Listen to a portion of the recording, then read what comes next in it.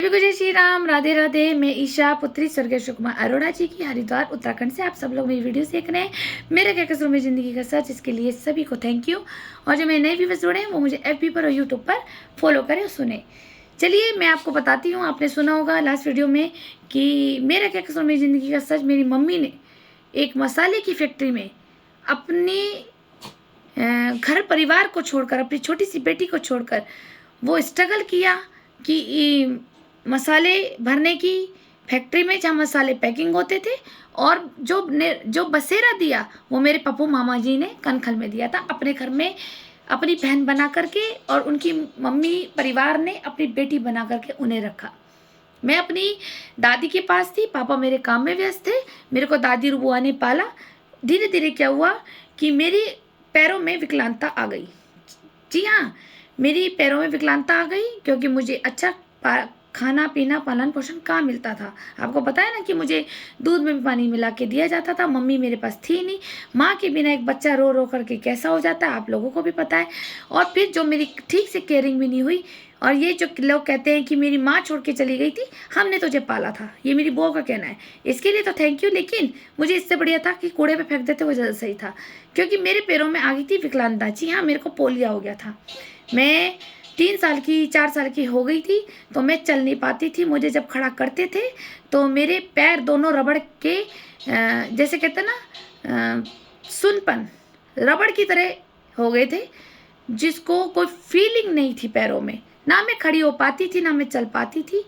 ये वॉच करा था जो हमारे मोहल्ले में सामने एक राजकुमार अंकल हैं, उनकी मम्मी ने, कि भाई ये तो गुड़िया 3-4 साल की हो गई है, चलती नहीं है, भाई इसको दिखा। मेरी दादी को बोला। जब मेरी दादी ने देखा तो मैं खड़ा करा तो नहीं चल पाई, खड़ा करा तो नहीं चल पाई। अब इन्होंने कहा ये तो मुसीबत खड़े पड़ गई। इन्होंने जब डॉक्टर को दिखाया होगा, उस ज़माने में पोलियो ड्रॉप नहीं चलते थे, तो डॉक्टर ने कहा कि आपकी इस बेटी को पोलियो हो गया है।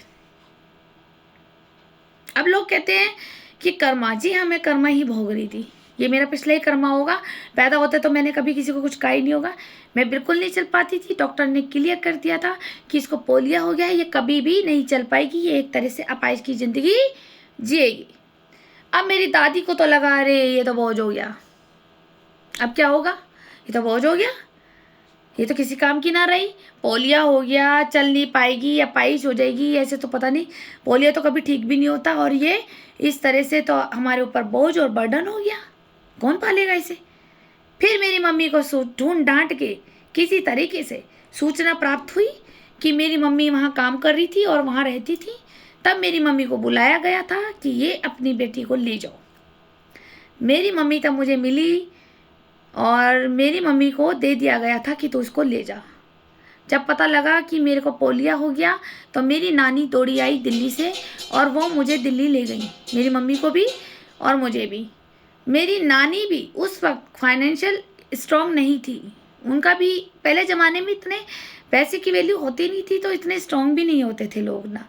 तो जब मेरी नानी मुझे दिल्ली ले गई, उन्होंने जब मेरे को डॉक्टर के पास चेकअप करवाया, नानी ने, बड़े मामा जी ने, जो मैं कहती हूँ ना मेरे मामा मेरे लिए भगवान है, जिनकी वजह से आज मैं चल पाती हूँ।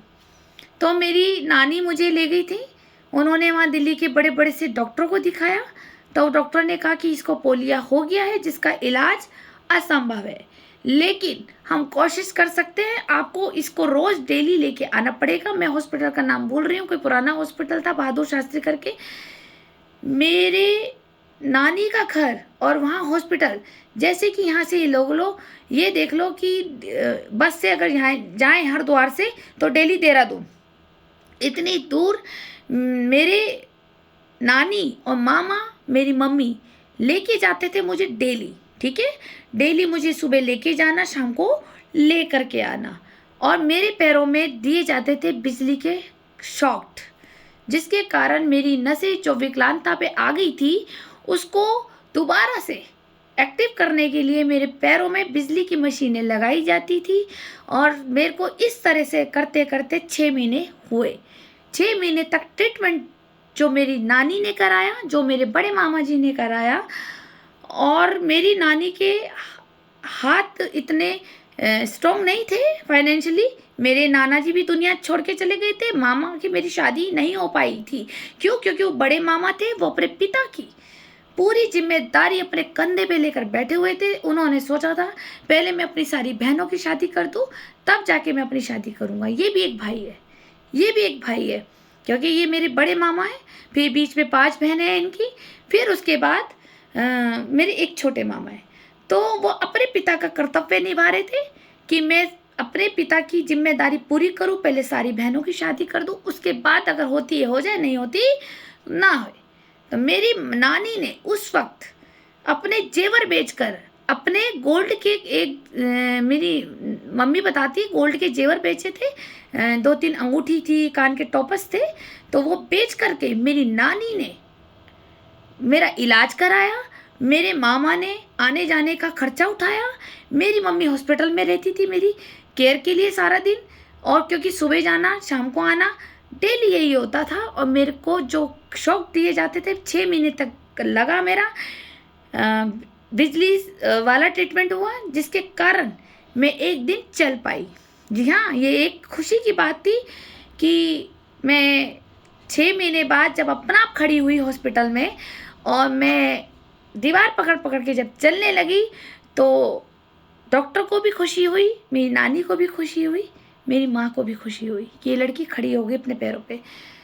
फिर मेरी डॉक्टर ने जब मुझे ठीक करा, तो फिर घरेलू इलाज पे डाल दिया था डॉक्टर ने कि इसकी पैरों में बहुत कमजोरी है, कि इसको दूध पोषण, पालन पोषण कुछ नहीं है, कुपोषण भी हो गया है साथ में इसको। तब मेरी नानी ने मुझे भर भर दूध दिया था, भर भर दूध पिलाती थी वो मुझे।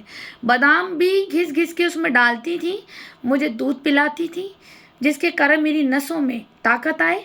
और बादाम का तेल गरम कर करके वो मेरे पैरों में मालिश करती थी, जिसके कारण आज मैं आपके सामने खड़ी हुई हूँ। उस वक्त पोलियो का इलाज नहीं होता था, लेकिन फिर भी मेरी नानी ने हिम्मत नहीं हारी, ना मेरे मामा ने हिम्मत हारी।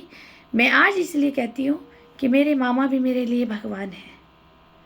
अब मैं आप लोगों से सवाल करती हूँ, तब ये कहाँ थे मेरे समाजवादी पार्टी के नेता स्वर्गीय किशन दास काका जी? तब कहाँ थे कि जब पोती को पैरालाइज हुआ, पोलियो हुआ, तो तब क्यों नहीं इलाज कराया? क्या मैं इनके घर का वारिस नहीं थी? क्या मैं इनका DNA नहीं थी? और ये मेरी दादी कहाँ थी? चलो दादी तो मैं कह देती हूँ, चलो ये तो मेरे पापा की रियल मम्मी नहीं थी, सोतेलापन उनके अंदर आ गया। लेकिन मेरे दादाजी के अंदर कौन सी बेशर्मी घुसी हुई थी, जो अपनी पोती से लगाव ही नहीं था, सिर्फ पोते से था, छोटू से था। ठीक, उसके लिए तो वो अपनी जान भी लगा ले, लेकिन बड़ी पोती से इतना सा भी नहीं था। शादी करने के बाद, मेरी मम्मी की शादी करने के बाद भी, अगर मेरी मम्मी का खर्चा, मेरा खर्चा अगर नान का उठा रहा है, मेरी नानी उठा रही है, मेरे मामा उठा रहे, तो फिर कौन ऐसे परिवार में अपनी बेटियां देगा? आप मुझे बताएं, आप लोग देंगे? शादी के बाद अगर आप ही को फिर खर्चा उठाना पड़े, तो आप ये कहेंगे इससे बढ़िया है तो हमारी बेटी कुंवारी सही। तो सोचो, इन लोगों ने इस तरह से मानसिक प्रताड़ना दी, और आज जो मैं आप लोगों के सामने खड़ी हूँ, मैं अपनी नानी और मामा के सपोर्ट खड़ी हूँ। वरना अगर ये लोग मुझे सपोर्ट नहीं करते, तो आज मैं आप लोगों के सामने एक बैसाखी लेकर चल रही होती, और पता नहीं जिंदा भी होती या नहीं होती। तो ये भी मैंने स्ट्रगल, मैं तो गोद में थी, लेकिन मेरी मम्मी पापा ने ये भी स्ट्रगल देखा कि किस तरह से मेरे को पोलियो होने के बावजूद भी मेरे नानी ने और मामा ने मेरा ट्रीटमेंट कराया, समय भी, और 6 महीने मेरी मम्मी को रखा भी।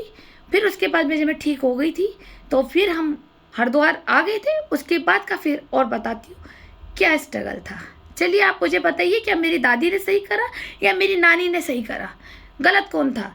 इसीलिए तो बच्चों से पूछो ना कि बेटा कौन पसंद है, तो छोटे से बच्चे भी तुतला की भाषा में बोलते हैं नानी के घर जाना है। जब छुट्टियां पड़ती है ना, हर एक बच्चा ये कहता है नानी के घर जाना है, क्योंकि नानी का प्यार दुलार बहुत अच्छा होता है, निस्वार्थ होता है नानी का प्यार। होता होगा, मेरी दादी तो समझती होगी ना, क्योंकि अपनी बेटियों की बच्चों से बड़ा लगाव है मेरी दादी को। तो ये भी नानी बन चुकी हैं, तो इन्हें पता है ना नानी का प्यार क्या होता है और एक दादी का प्यार क्या होता है। दादी नानी में अब फ़र्क हो गया है बहुत ज़्यादा। चलिए, मैं आप लोगों को ये कहानी बताना चाहती थी, ये मेरी ज़िंदगी का सच है कि मेरी नानी और मामा ना होते तो मैं आज आप लोगों के सामने विकलांग होती। चलिए फिर मिलते हैं आगे की ज़िंदगी का सच सुनने के लिए। बने रहिए आप मेरी वीडियोस के साथ। मैं ऐसे ऐसे अपनी ज़िंदगी के सच डालती रहूँगी जो आप लोगों के बीच छुपे हुए हैं। धन्यवाद।